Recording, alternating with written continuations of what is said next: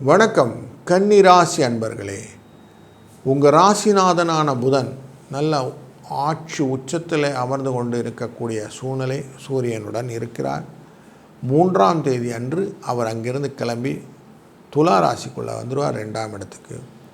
குடும்பத்திலே நல்ல ஒரு சூழ்நிலை, நல்லது நடக்கக்கூடிய வாய்ப்புகள், மருத்துவ செலவுகள் கொஞ்சம் குறையறதுக்கான வாய்ப்புகளும் உண்டாகும்.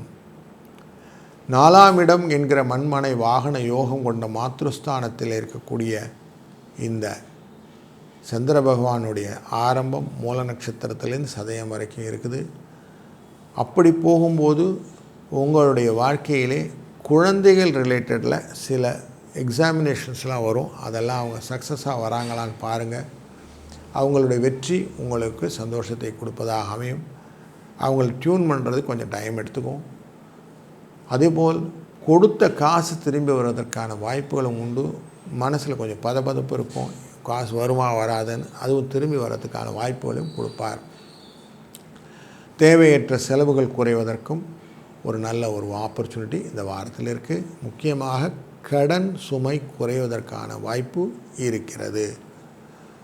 இந்த வாரத்தில் நீங்கள் செய்ய வேண்டிய காரியம் எல்லாமே, நம்ம